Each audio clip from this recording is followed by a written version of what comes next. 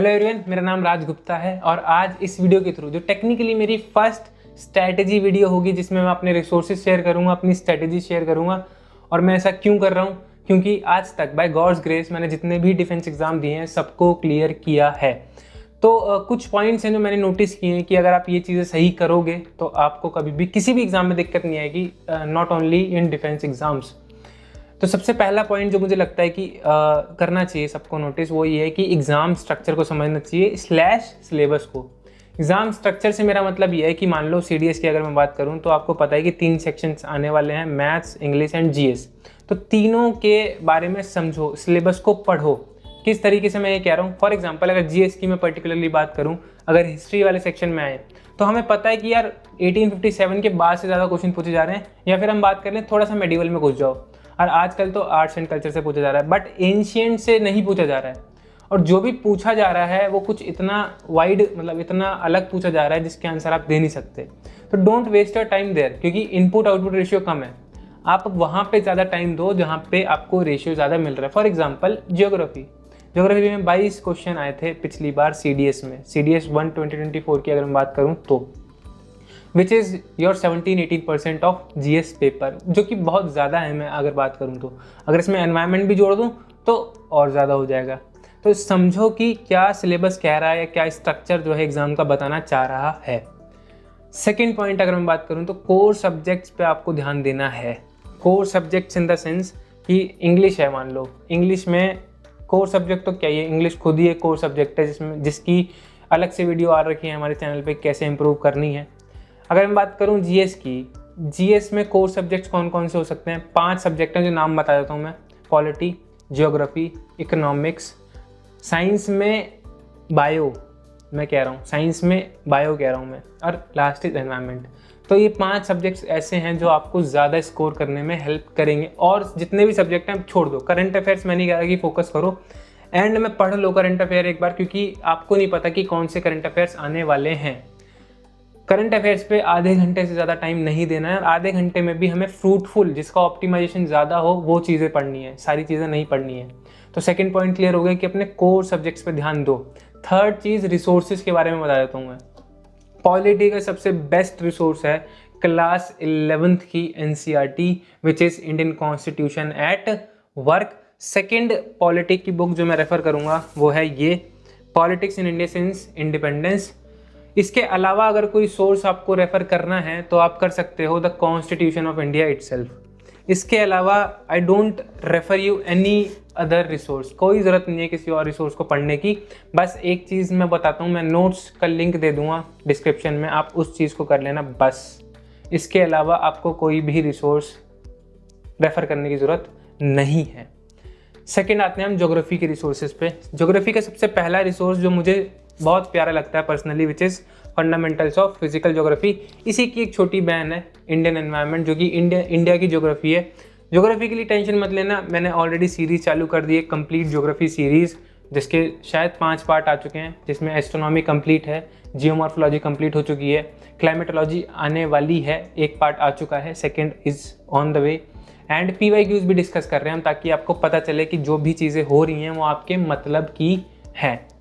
Third चीज़ अगर मैं बात करूं इकोनॉमिक्स की, सब्जेक्ट वाइज चल रहे हैं तो इकोनॉमिक्स पे आते हैं हम। इकोनॉमिक्स में सबसे इंपॉर्टेंट चीज़ अगर मैं बात करूं तो क्लास 11th की इकोनॉमिक्स है, सिर्फ बेसिक्स ओनली।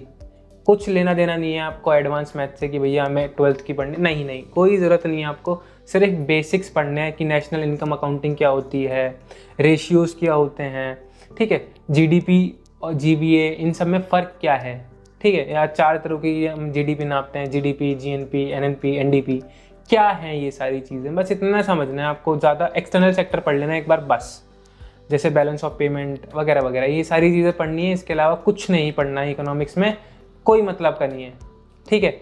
ये चीज़ होगी हमारी इकोनॉमिक्स रिलेटेड। फोर्थ अगर मैं बात करूँ एनवायरनमेंट्स की, एनवायरनमेंट में the best resource, the bestest मैं कह सकता हूँ, क्लास 12th के लास्ट के 4 चैप्टर बायोलॉजी के लास्ट के जो 4 चैप्टर हैं 12th क्लास में, जो भी साइंस वाले इंडिया वाले देख रहे हैं उन्हें पता होगा कि क्या मैं बात कर रहा हूँ। उसमें सारी इकोसिस्टम से रिलेटेड बातें हैं जो कि एनवायरनमेंट में आती हैं, और जो बची कुची एनवायरनमेंट रह जाएगी वो ज्योग्राफी में कंप्लीट हो जाएगी।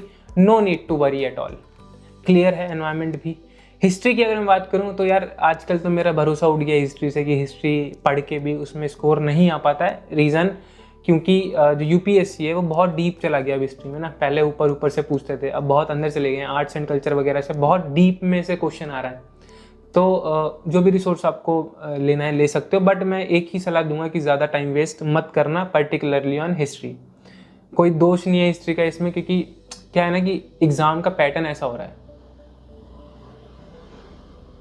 वॉइस आई के एडिटर साहब काट देना, क्लियर है। तो हिस्ट्री का पैटर्न ही ऐसा हो रहा है कि आप उसमें नहीं कर सकते कॉम्प्रोमाइज़ कि आप ज़्यादा टाइम दो, अफोर्ड ही नहीं कर सकते इतना, क्लियर है। बायो तो आपको पढ़नी पड़ेगी फिर वही क्लास 11th 12th जो भी आपको सही रिसोर्स मिलता है। I am not a science teacher, I am a GS teacher, तो वो चीज़ है, क्लियर है। क्या 3 पॉइंट डिस्कस कर लिए हमने। एग्जाम स्ट्रक्चर को सही से समझना है, बेसिक्स पे देना है ध्यान, रिसोर्सेज मैंने बता दिए। इसके बाद पढ़ लिखने के बाद जो फोर्थ चीज़ सबसे इंपॉर्टेंट आएगी वो आएगी PYQs। PYQs अगर कर लोगे तो देखो, मैं भी करा रहा हूँ, ऐसा नहीं है मैं नहीं करा रहा, बट हो सकता है कि मैं सारे सब्जेक्ट्स के ना कराऊँ, बट आपको तो सारे सब्जेक्ट देने हैं। तो जितने भी PYQs मैं करा रहा हूँ या कहीं और से भी आपको करने हैं, तो PYQs कंप्लीट कर लेना एटलीस्ट 5 साल के, क्योंकि क्वेश्चन रिपीट होते हैं। सालों का गैप छोड़ दो, 2024 में ही CDS 1 में जो क्वेश्चन आया था वो 2 में रिपीट हुआ है, क्लियर है। माउंट विंसन नाम सुना होगा आपने, अंटार्कटिका के अंदर सबसे बड़ा पीक है, वो 1 में CDS 1 में भी आया, वो CDS 2 में भी आया। तो अपने जब भी PYQ पढ़ो तो आंखें खोल के पढ़ना, दिमाग लगा के कि PYQ से क्वेश्चन रिपीट होते हैं। वन फॉर्म अदर फॉर्म किसी भी फॉर्म में आ सकते हैं, बट हो सकता है कि क्वेश्चन रिपीट होते हैं।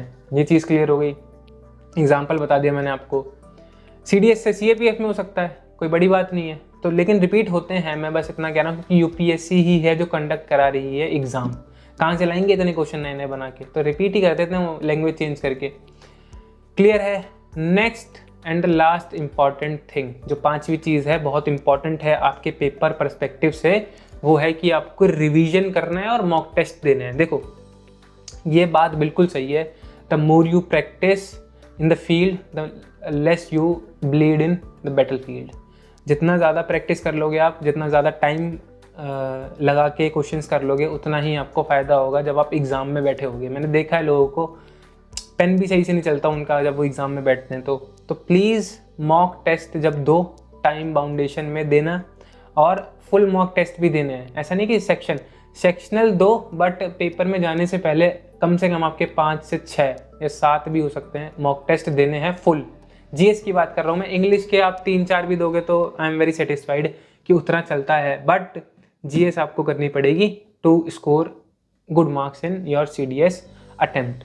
क्लियर है ये चीज़ें कि रिवीजन और मॉक टेस्ट। रिवीजन तो अल्टीमेट की है टू सक्सेस। आपके पास रिवीजन है तो आपने सारी चीज़ें सही कर दी है मान लो, बट अगर रिवीजन नहीं किया है तो मैं नहीं कह सकता, आपकी गारंटी नहीं दे सकता कि आपका हो ही जाएगा। बट रिवीजन किया है तो बहुत ज़्यादा चांसेस हो जाते हैं कि आपने सेम चीज़ों को मल्टीपल रिवीजन किया है। सारे सोर्सेज मैंने बता दिए हैं आपको, no need to worry at all, no need to look here and there, multiple sources हैं, कहीं नहीं जाना। जो सोर्सेज दिए हैं उस पर स्टिक करो, ना हो तो आप मेरे को आके खुले दिल से गाली दे सकते हो, कोई इशू नहीं है मेरे को, बट ये चीज़ें जो मैंने बताई हैं ये ज़रूर कर लेना, क्लियर है। Thank you very much for watching me, bye bye, and tell me in the comments कि आपको कौन सी और वीडियोस चाहिए। Bye bye, thank you.